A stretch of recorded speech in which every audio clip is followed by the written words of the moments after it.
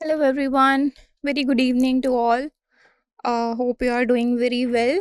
So, as you all know, that today we are going to cover the D and F block elements theory, part 2, right? So, let's begin our today's topic, that is NCRT chapter 4, D and F block elements theory, part 2, section 4.3 to 4.3.3. So, these are the sections which we are going to cover today in this lecture, right? So, let's begin. This is the disclaimer. So, today's objective, the objective of this lecture, after attending this lecture, you will be able to understand the general characteristics of D block elements and the general horizontal and the group trends in them. Okay, so today we will discuss about the general characteristics of the D block elements and their groups and periods trends.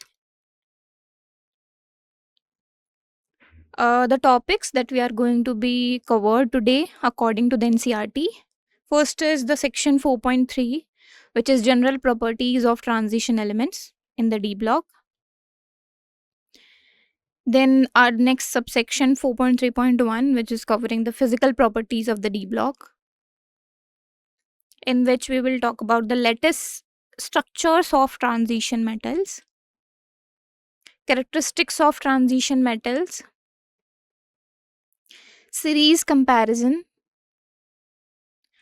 Then we will see the next subsection, which is 4.3.2, atomic and ionic sizes, in which we will talk about the ionic radii trend, the atomic radii comparison, the Lanthanoid contraction. Then we will discuss the example marked as 4.2, in-text question marked as 4.2. And then we will see the next subsection 4.3.3, which is ionization enthalpies, in which we will talk about the ionization trend, irregular first ionization in the 3D elements, nuclear charge and the shielding, ionization in the DN configurations, third ionization trends, and then we will conclude at our summary with key points to be remembered. Okay, so let's begin with our first topic 4.3, general properties of the transition elements. So in this, first comes the physical properties. Okay, physical property covers the metallic properties and the electric, magnetic, or different kind of physical properties that the D block elements possessed. Then variation in the atomic and ionic sizes of the transition metal. This is the another general property that we will going to cover in this. So how atomic and ionic sizes of the transition metals, transition metal means D block elements, is going to vary according to their atomic number, that we will going to cover. And ionization enthalpy, so we will also talk about the ionization enthalpies of the transition elements. So basically ionization enthalpy, in which it includes the releasing of the electrons from the element, right? So we will talk about the trend of the ionization enthalpy that has been observed in the transition elements. Then we also talk about the oxidation states, that how the oxidation state vary, or how the transition elements existing in different oxidation states. We also see the trends in M2 positive to M standard electrode potential of different transition elements. The trends in M3 positive to M2 positive standard electrode potential. Also, the trends in the stability of the higher oxidation state, that if some transition elements show higher oxidation state, then how it is going to be stable after losing that much of electrons to achieve that higher oxidation states. Okay, and what is the trend in that stability between the transition elements, that we will going to discuss. Chemical reactivity, of these elements and the E naught value, standard potential values, magnetic properties, formation of colored ions. So as we have already seen before, that the transition elements form the colored ions, various colored ions. So how the formation of colored ions formed and occur, and what is their stability, that will also going to be covered under the general properties of transition elements.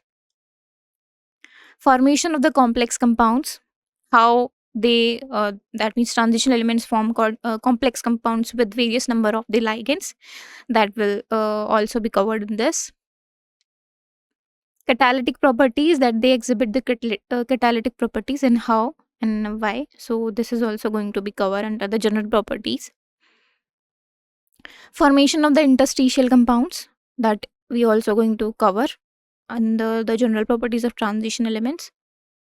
And lastly, the alloy formation, that how in the transition element or d block elements the alloy formation happens, and between which metals. Okay, so these are some properties that are going to cover inside the general properties of transition metal topic, and some of the properties we are going to cover today in this lecture, and following by some other properties that we are going to cover in the upcoming lectures. Okay, so let's begin with our first subsection 4.3.1, which is physical properties. So let's talk about the physical properties of the transition elements. Okay, so nearly all the transition elements show typical metallic properties. Okay, so all the transition elements, nearly, that means generally all the transition elements show the typical metallic properties, such as high tensile strength. So they carry the high tensile strength among them, which is a general metallic property. Ductility, so they are ductile. Okay, so basically tensile and ductile means they can be converted into the sheets and the wires. Okay, so which is a kind of metallic property, but transition elements also show this property of ductility and high tensile strength. Malleability, so malleability is that they can be malleable in different form of sheets. Okay, high thermal conductivity, so they have high thermal conductivity, that means they conduct. Okay, they are conductive, so this is also a typical metallic property which transition elements also show. High electrical conductivity, so they both types of conductivity, the thermal and the electrical. Metallic lusters, so they have the metallic luster, the transition elements, that means luster means the shining, which generally is a metallic property, metal shine or metal luster, but transition elements also has metallic luster. Okay, so what are the exceptions? So as we are studying the inorganic chemistry, so there are always be some exceptions which you have to also consider or learn. So exception here is that zinc, cadmium, mercury, that is Hg, and manganese, that is Mn, do not exhibit all these typical metallic structures, okay, at normal temperatures. So we will cover in the next slide some structure about the about our transition elements, that in which they are existing. Okay, and exception is that zinc, cadmium, mercury, and manganese do not exhibit all the typical metallic structures at normal temperatures. Okay, as we are talking about the metallic property, so the metals in which the metals exist, the structures in which the metal exist, zinc, cadmium, mercury, and the manganese do not exhibit those metallic structures at the normal temperatures. Okay, so lattice structures of the transition metals. Now, how the structure of transition metal has been described? So we can see the table here is giving us the lattice structures of the different transition metals. Like if you can see, we have scandium, Sc, titanium, vanadium, chromium. So they have HCP, hexagonal close packing, and BCC, and HCP, BCC, BCC, HCP. So they have different kind of the lattice structures, which is the, you can say, like scandium. If you say scandium, it is going to show you the HCP type of lattice structure. Okay, that means their molecules are arranged in the HCP manner. So these structures whose names are already given, HCP, hexagonal close packing, CCP, cubic close packing, right? BCC means body cubic close packing. Okay, so they are basically body centered cubic, BCC, body centered cubic. So they are basically, you studied this in the solid states in the chemistry. Okay, we studied different type of structures, and which is generally shown by the metals. Okay, but as I said that transition elements also show the metallic properties. Okay, typical metallic property, in which one of the property is the structures of the metals. So transition metals also follow the lattice structures, which is similar kind of the as the metal shows.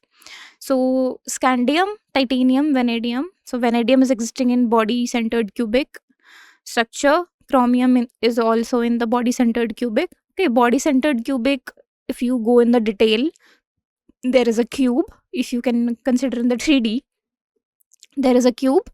At every vertices of the cube, a atom is placed, and body centered means at the very center of the cube, one atom, whole atom is existing. Okay, so that kind of structure is the structure possessing inside the chromium atom. Okay, so if chromium forms the molecule, it will going to produce this type of lattice structure, that is body centered cubic. Okay, similarly, if you take another example like silver. Okay, silver is CCP, cubic close packing. Okay, so it is going to have the cube. Okay, and cube, and having at every vertices of the cube, there is going to be an atom, and at the center of the faces of the cube, there is going to be an part of the atom in the 3D that you have to consider. So if you want to go in the detail, you can study about these structures, BCC, HCP and CCP structures. Okay, how the atoms are arranged in these type of structures, that you can study. So this table is basically representing the various lattice structures of the transition metals. Okay, so let's see the physical properties, section 4.3.1. In this, the transition metal characteristics. So transition metals, except zinc, cadmium and mercury, they are very hard and have low volatility. Okay, they exhibit high melting and boiling points. If you talk about the melting points of transition metals from 3D, 4D and 5D series vary as shown in the figure. So let's see the figure. So this is the figure 4.1 showing the trends in the melting points of transition elements in the 3D, 4D and the 5D series. You can see we have this 3D series by this red line. This dotted line in the black is 4D and this green line is 5D series. Okay, so if you observe the 3D series, you can see it is increasing in the starting, up to the middle it is increasing, right? Why? Because the number of unpaired electron is increasing, because after each addition of the electron, if you move in the 3D series, the unpaired electron is increasing. That means more number of unpaired electron is available for the metallic bonding, for the strong metallic bonding, right? So for these, the melting point is increasing up to the middle, right? Now you can see that after the chromium, the manganese have decrease in the melting point. Why is it so? So you can observe the anomaly behavior at the manganese, right? Why is it so? Because at the manganese we have a little dip in the melting point. Also you can observe in the TC here, titanium, I guess this is in the 4D series also. Like in the 4D series, it is increasing up to the middle, up to molybdenum, and after this, at this TC, the melting point is decreasing. Similarly, in the 3D series, at manganese, melting point is decreasing. Now, why in the 3D and the 4D series, these two are showing a sudden dip in the melting point? If you see the electronic configuration of manganese, it is going to be 3d5 4s2, right? So 3d5, that means half filled d subshell will be attained by the manganese, so it is going to be stable, right? And this stability is going to reduce the tendency of the electrons to form the metallic bond. They have 5 number of unpaired electron, the highest, but still because of the stability it can't able to make the strong metallic bond. This stability will going to reduce the tendency of these unpaired electron present in manganese to form the metallic bond. That means there will be weaker metallic bond formed by manganese, due to which the melting point will decrease for manganese. Similarly, if you see for Tc, the electronic configuration will be 4d5 5s2, the similar case, right? D5 configuration, so it will attain the stable configuration, and their unpaired electron will, the tendency of unpaired electron will be reduced to form the strong metallic bond, so metallic bonding will be weaker, so its melting point will decrease, right? So after this anomaly and the maximum point achieved by the graph of the melting point of 3D and the 4D series, the graph will decrease towards the end of the each series. You can observe this in the 3D, 4D and the 5D also.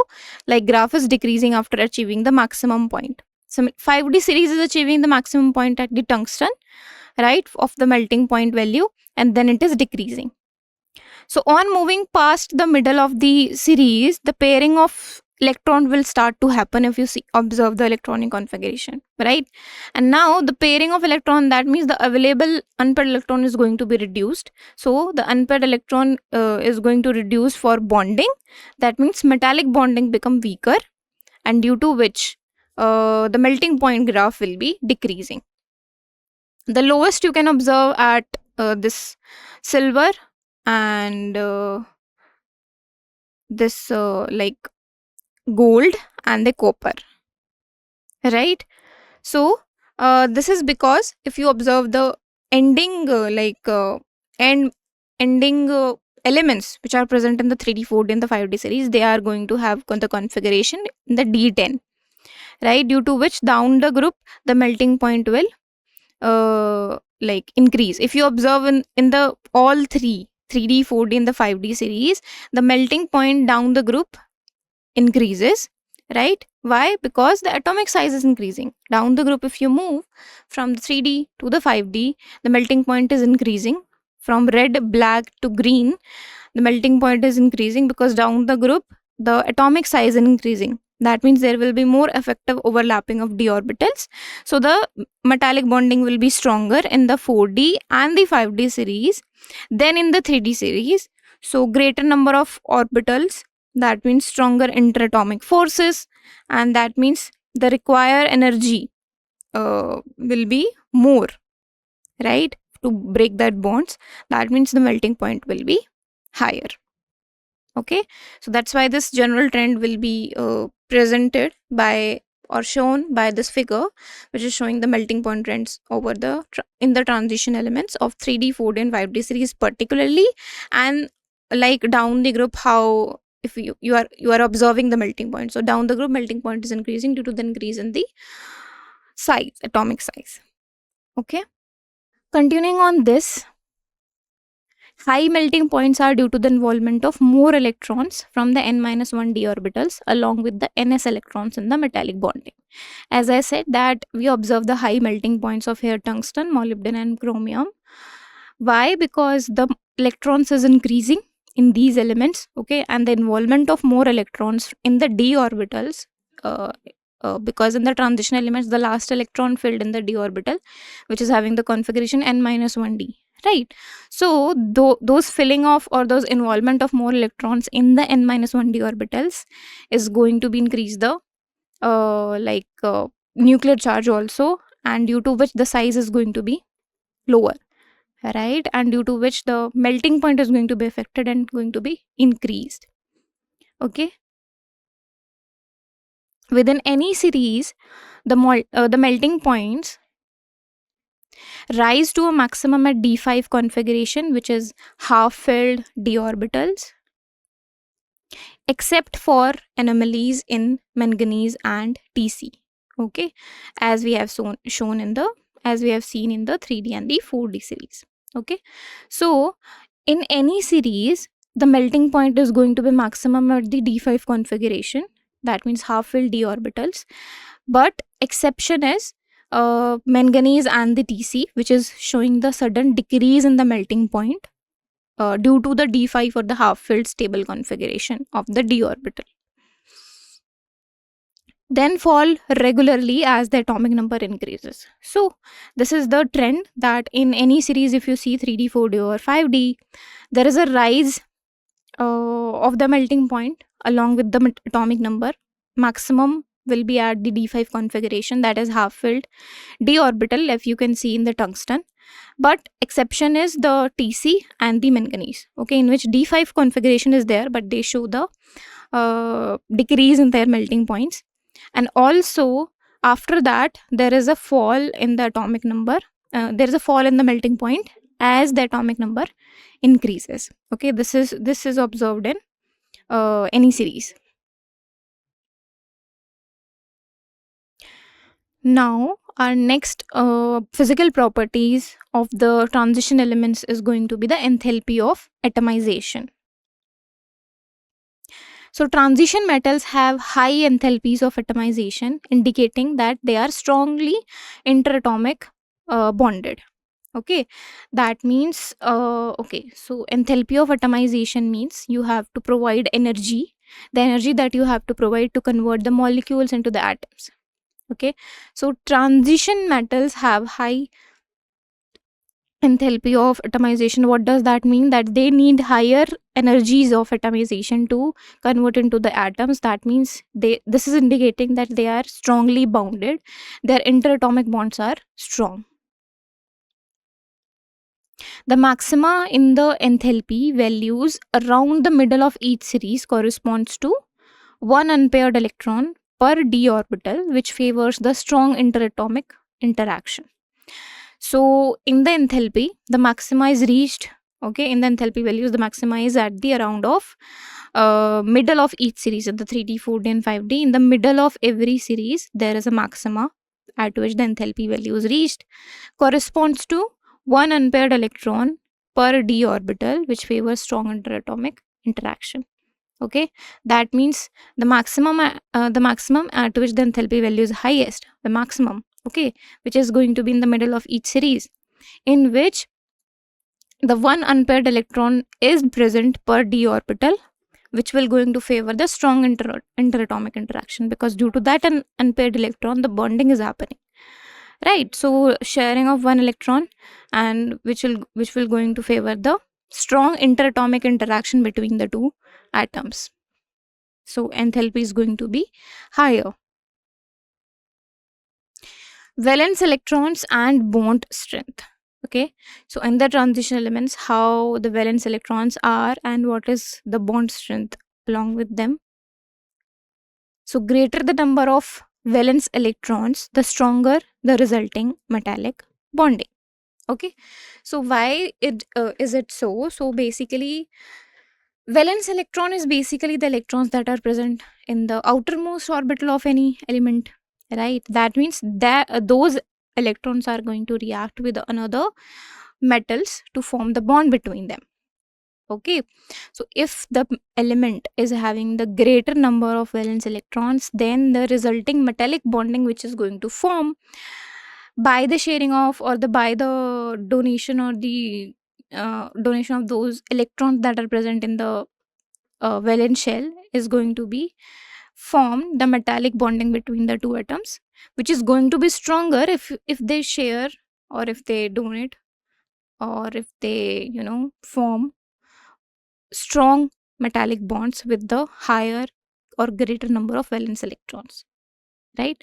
So if they have one valence electron, so that only one valence electron will going to be contribute in the metallic bonding, in the bonding with the another atom.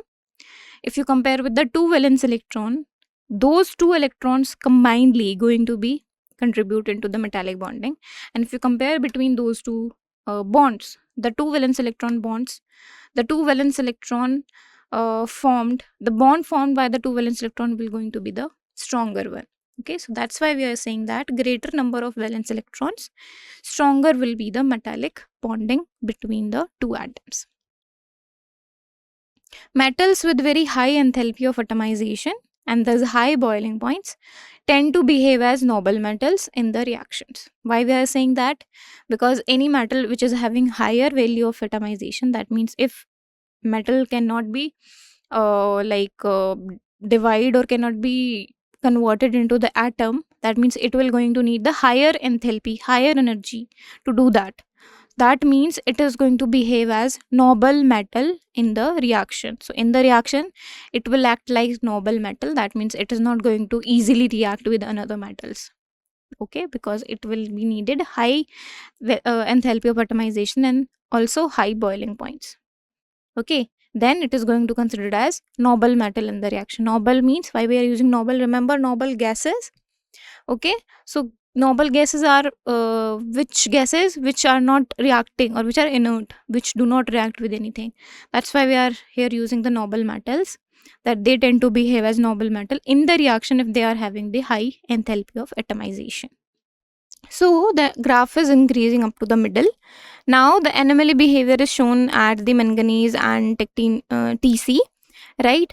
So you can see a sudden dip in the enthalpy of atomization value after the increasing graph, right? So this is at the manganese and the TC. So why is it so? Due to its configuration, which is D5 S2 configuration, right? So stability will be there due to the half-filled configuration of the d orbital. And now this stability is going to reduce the participation of electrons in the strong metallic bonding, due to which the enthalpy of atomization will also decrease. Now after this middle, when each graph is achieving the middle part, like middle element, then the graph is decreasing. Every graph is decreasing for each series, right? Why is it so? Because pairing of electron will start to happen. That means there will be lesser number of unpaired d electrons available, due to which this is electron number is reducing for the effective metallic bonding. That means the interatomic force will decrease, and due to which the energy that you are going to need it to convert that molecules into the atoms will be lower, right? So that's why this series is decreasing after attaining the middle element, right? So that is the observance. And you can also observe that the lowest will be at zinc, cadmium and mercury due to the D10 configuration, because it has D10 configuration, so it is stable configuration. It is not going to have any unpaired electron. So that means due to its configuration, it is not going to form any metallic bonding, due to which the enthalpy of atomization will be lowest at these endpoints of each series. Okay, so this is the general trend. Metals in the second and third transition series have greater enthalpies of atomization than those in the first series. Also, if you observe in the three series, the first, second and third are having higher enthalpy of atomization than in the first series. This explains the more frequent metal-metal bonding in the compounds of heavier transition elements. Why? Due to the heavier transition elements form more frequently the metal-metal bonding, the strong metal-metal bonding, due to which the enthalpy of atomization of those will increase. So the heavier transition metals present in the third and the second series as compared to the first series, there will be more frequent metal-metal bonding present in them, due to which you will need more enthalpy of atomization, more energy to break those molecules or break those bonds to convert it into the gaseous molecule. So you can observe that compared to the first series, the third and the second series have greater enthalpy of atomization. Then we will move to our next subsection 4.3.2, which is variation in the atomic and the ionic sizes of transition metals. So how the atoms and the ionic size is going to be different or variate in the transition metals. So trend in the ionic radii within a series. So within a series, what will be the trend in the ionic radii? So ions of same charge in a given series show a progressive decrease in the radius with increasing atomic number. So we are saying that if you see the ions which is having the same charge, let's say +2, Okay, every element in the series is having +2 charge, but their atomic number is going to be different, right? So ions which are having same charge in a given series show a progressive decrease in radius with increasing atomic number. As their atomic number increases, there is a decrease in the like radius will be observed. Okay, now what is the reason behind this statement? Let's find out. So each new electron enters a d orbital as nuclear charge increase by 1, right? So whenever atomic number increases, the every new electron is going to add up in the d orbital of the transition elements, and the nuclear charge is also going to increase by 1. So net electrostatic interaction or attraction between the nucleus and the outermost electron which just entered increases, because if with the increase of the atomic number, every new electron is going to be added up in the d orbital, so d orbital electrons is going to increase, right? That means similarly or equally the nuclear charge is also going to increase. That means the force of attraction, the positive and the negative particles are going to be increased. That means the force of attraction which is present between the negative and the positive charge is going to be increased, okay, causing ionic radii to decrease, and due to which the ionic radius will going to be decreased with the increase of the atomic number. The same trend but the smaller variation is observed in the atomic radii within a series. Okay, so this is ionic radii, that with the increase in the atomic number, radius is going to decrease, and similar trend but in the smaller variation is going to be observed in the atomic radii within a series. If you see the atomic radii trend within a series, it is going to be same, like with increasing atomic number, the radius is going to decrease due to similar kind of region but a smaller variation of this region. Okay, so under the variation in atomic and ionic sizes of transition metals, let's see the comparison of atomic radii across the series. So when you compare the atomic size across the series, radii will increase from the first to the second series. If you talk about the series wise, so in the 3D series to the second, that is 4D series, the radii will increase.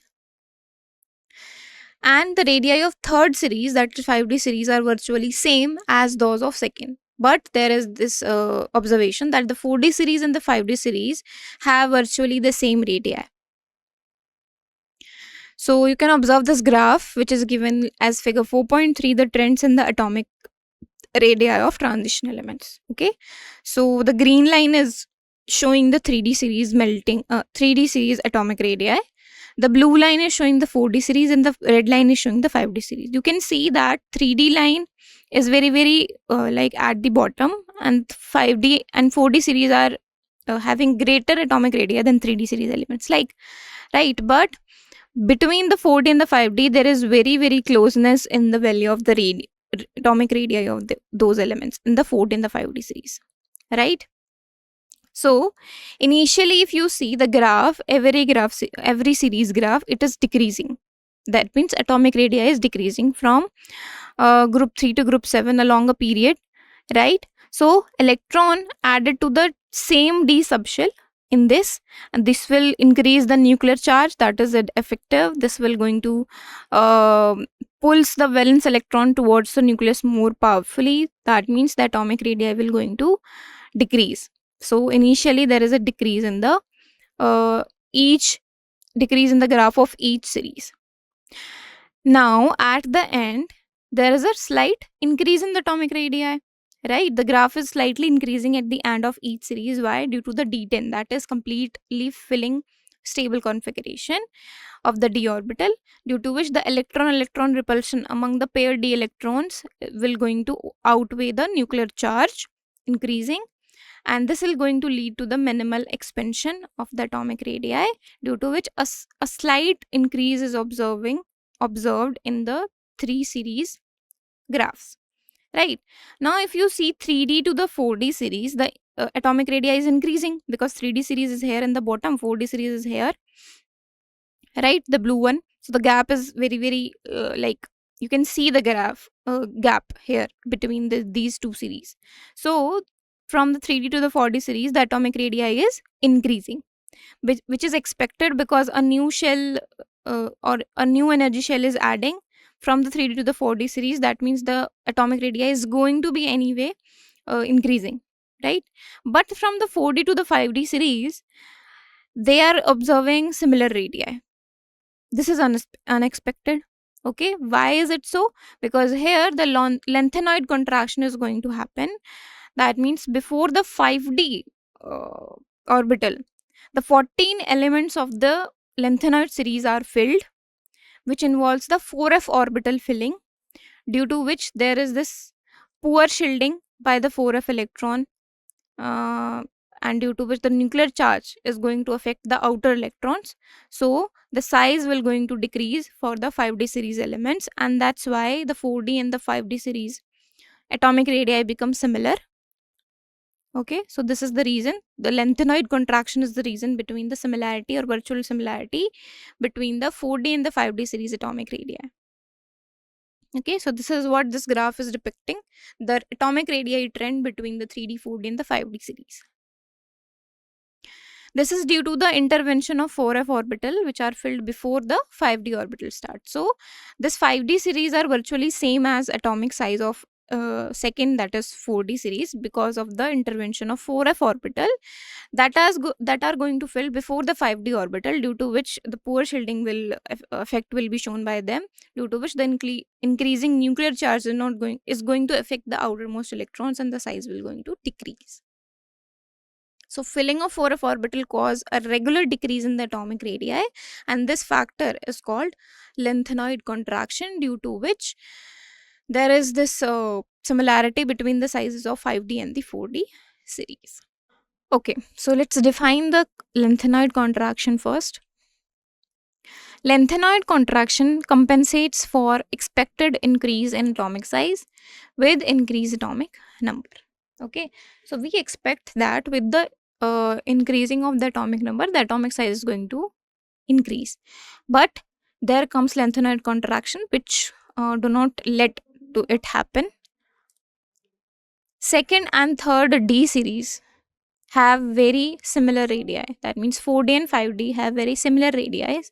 For example, zirconium having 160 picometer, and hafnium having 159 picometer. Very close, 159 and 160, right?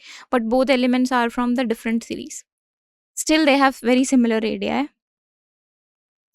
This leads to similar physical and chemical properties, right? So if the size is going to be same, anything that is going to be same in between the two different atoms, their properties is going to be affected due to that. So physical and chemical properties is also going to be similar due to this, between these elements, more than expected by usual periodic trends. Okay, so the similarity between the properties is more than expected by the visual periodic trends. If you see another periodic trends, they doesn't show that much of similarity as if you see in this much. So what is the cause of lanthanoid contraction? Why does it happen? Similar to the transition series contraction, it is due to imperfect shielding of the electrons within the same set of orbitals. Okay, so as like the transition series contractions, in the transition series there will also be the contraction happens. Remember, the atomic size is increasing and then decreasing and then increasing and then decreasing, right?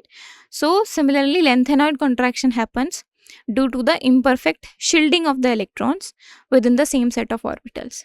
Okay, so shielding of electrons doesn't happen properly, due to which the contraction is going to happen. And so shielding of electrons means electrons are going to be shielded by the inner d orbitals, okay, within the same set of orbitals. So shielding among the 4f electron is even less effective than among the d electrons. So as I said that in the 5D series, the 4f orbitals has already been filled with electrons before the 5D orbital, due to which if you compare between the shielding effect shown by the 4f electrons and the 5d electrons, the 5d is more powerful. But if the electrons are already filled in the 4f, that electrons in the 4f is going to be less effective in the shielding effect shown by them among the d electrons. Okay, so nuclear charge is also increases. It will going to increase with every addition of the electrons.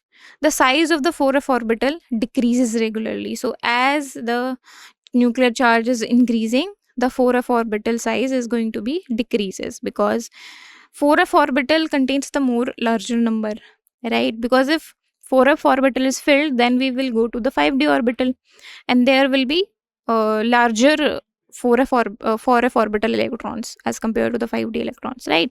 That means with that larger electrons filling, the nuclear charge will also increase, due to which the 4f orbital is going to be decreased regularly with the addition of every electrons. So consequences of lanthanoid contraction. Okay, so we have explained that why lanthanoid contraction happened, due to the electron filling in the 4f orbitals, which is kind of increase the nuclear charge, and due to which the size of the 4f orbital decreases, and shielding of electrons will not happen properly, because it is less effective in the case of 4f orbitals than among the d electrons. So due to which the lanthanoid contraction happens, sudden decrease in the size will happen. Now, what are their consequences? So, decrease in the metallic radius combined with an increase in atomic mass causes a general increase in the density of these elements. Okay, so if you decrease the metallic radius, and also the atomic mass is going to increase, it will cause general increase in the density of these elements.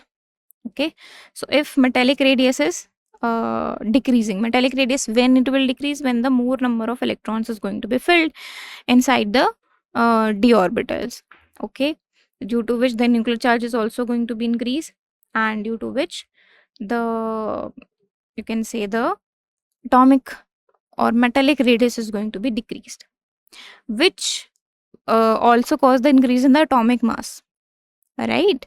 Because every addition of the electrons causing the metallic radius decreases, but causing the increase in the atomic radius, which will cause the general increase in the density, right, of these elements, that is the transition elements.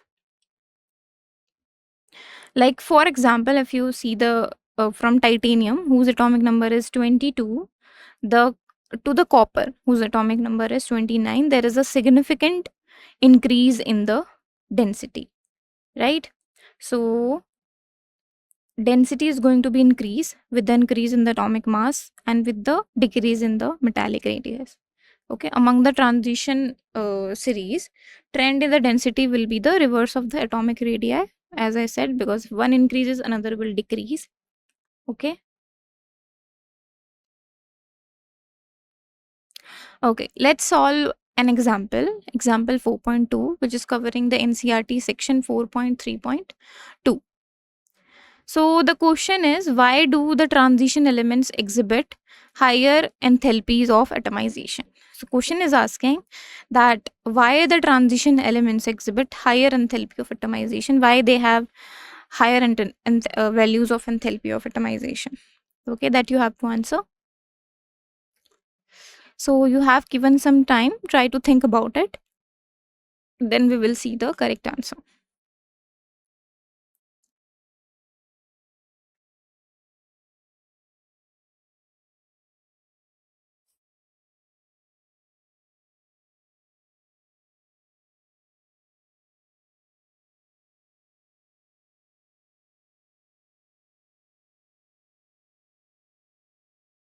Okay, let's see. So for this given example or question, enthalpy of atomization is, first of all, let's define it, is the amount of heat that you are going to require to break the metal lattice to get the free atoms. Okay, so the metal lattice means the structure which we have seen, right, that their atoms is going to be arranged in this manner, particularly in the structure of that like their lattice structure is going to be in this atomic manner. Okay, like HCP, we have seen hexagonal close packing, cubic close packing. Okay, so enthalpy of atomization is going to be that heat, that amount of heat that is going to require to break that metal lattice to get the free atoms. Transition metals contain large number of unpaired electrons, we all know, because d orbital is the outermost one, having the 1 to 10 number of electrons that can be filled in it. Okay, so transition metals contain large number of unpaired electrons, so they have strong interatomic attractions or strong metallic bonding. Okay, strong metallic bonding also because the s orbital is also involved in the outermost orbital of the transition metals, which will going to form the metallic bonding or the covalent bonding, in addition to the metallic bonding with another elements, which is going to be stronger. Okay, now they have high enthalpies of atomization due to these reasons. Okay, so that's why we are saying that yes, they are going to have the high enthalpy of atomization, right? So that is going to be our correct answer, or correct way of explaining the answer. You can add more point as per your need. Now let's solve an text question marked as 4.2 with the showing the NCRT section 4.3.2. The question is that in the series scandium to zinc, that means atomic number 21 to atomic number 30, enthalpy of atomization of zinc is lowest. That is 126 kilojoule per mole. Why? You have to tell the region of the lower value of enthalpy of atomization for zinc in the series scandium to zinc, that means 3D series.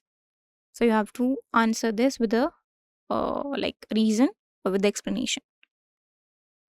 So you have given some time, try to like solve this in your mind, try to think about this, and then we will see the correct answer.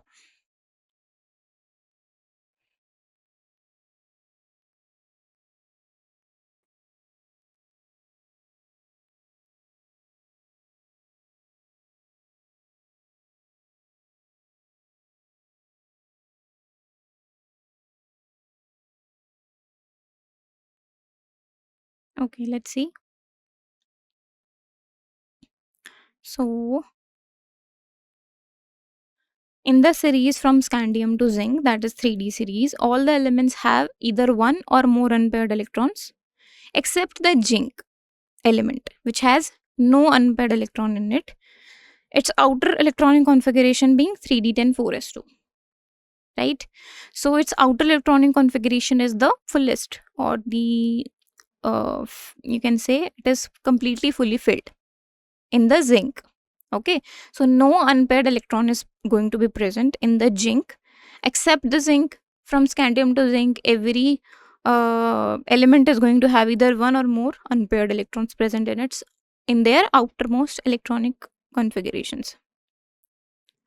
So lower the number of unpaired electrons, lower is the metal-metal bonding, because the available unpaired electrons that are going to be participate in the bonding is lower, right? So if the number of electron or the unpaired electron present is lower in the outermost orbital, the metal-metal bonding will be lower. That's why metal-metal bonding is weakest in the zinc, because it doesn't have any unpaired electron present in it. Therefore, the enthalpy of atomization is lowest for this, because you provide the enthalpy, that means energy, and it is going to be lowest for the zinc because it is not going to be involved in the metal-metal bonding. So the lattice structure for the zinc, like atomic lattice metallic structure that is present for the zinc, if you apply a sudden enthalpy of atomization, a lower enthalpy of atomization to that lattice, it can be converted into the free atoms to give you or to provide you the atoms. Okay, so that is why, and that is the reason that why the zinc is having the lower atomic enthalpy of atomization. It doesn't involve in the metal-metal bonding. Okay, it doesn't have any unpaired electrons as per the another elements uh, present in the series 3D series from scandium to zinc, and that is why the lattice is easily convertible to the free atoms to provide a lower enthalpy of atomization. Okay, after providing lower value of enthalpy of atomization. So this is how you can answer it. Okay. So our next subtopic is 4.3.3, that is ionization enthalpies. So what is the trend in the ionization enthalpy across a transition series? So ionization enthalpy is increases from left to right in each transition series. If you see the transition series from left to the right one in the periodic table, if you see, the ionization enthalpy is going to be increases. So this is due to the increase in the nuclear charge as the inner d orbitals fill. Yeah, it will depend. Okay, so the pairing or the unpairing of the the electrons is going to depend that which orbital you are talking about.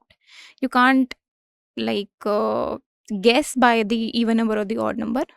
Okay, you have to particularly know that how the electrons are going to fill in each orbital, and then you can decide after filling. It doesn't depend upon the odd or even number. Okay, so the increase in the ionization enthalpy is due to the increase in the nuclear charge as the inner d orbital fills in the transition elements with the increasing atomic number. Table 4.2 which will give you the value of the first three ionization enthalpies of first series of transition elements, that is 3D series. So this is a table where the electronic configuration and some other properties of first series of transition elements is present. From scandium to zinc, the first series, their atomic numbers, electronic configurations in different ionic form or oxidation form, and enthalpy of atomization, ionization enthalpy, metallic or ionic radii in the picometers, standard electrode potential, and the density in the gram per centimeter cubic.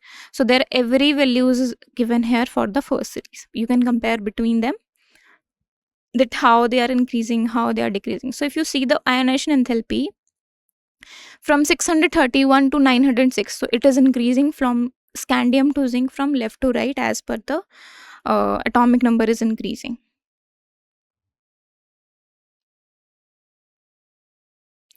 Now, what is the trend in the ionization enthalpy across the transition series?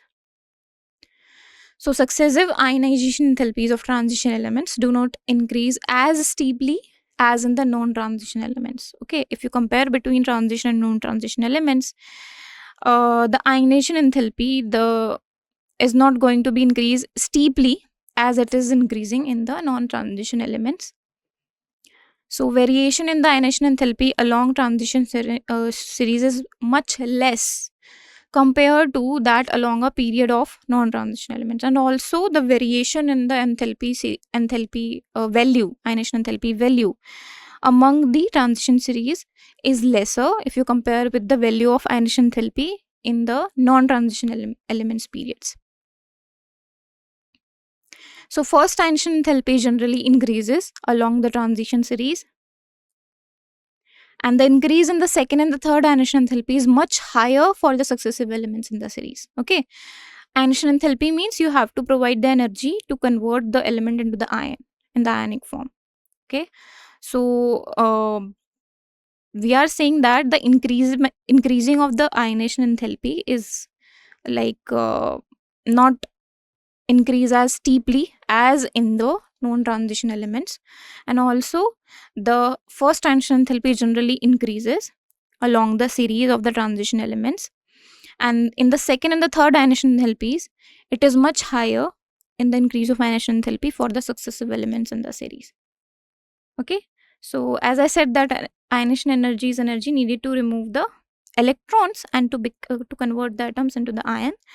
Okay, and it is directly relating with the force of attraction, you can say that, right? So force of attraction on the electrons. So if the nuclear charge is going to be larger, the radii of the electron is going to be like smaller, right? Due to which the ionization energy you have to provide is going to be larger, right? So we have just seen that as per the atomic size or as per the like increasing of the electrons in the d orbitals of the transition elements, their ionization enthalpy is going to be affected. So larger the nuclear charge and smaller the radii of the electron, larger will be the ionization enthalpy. That is what the relation is, and due to which we are seeing that it is generally the first ionization enthalpy generally increases along the series. Okay, and for the half filled and the for fully filled, which comes in between the series elements, the for them the ionization enthalpy is going to be more, okay, like higher, because they are more stable from the other partially filled d orbitals present in the transition elements. Okay. Okay, so thank you so much. That's all for today's chemistry session.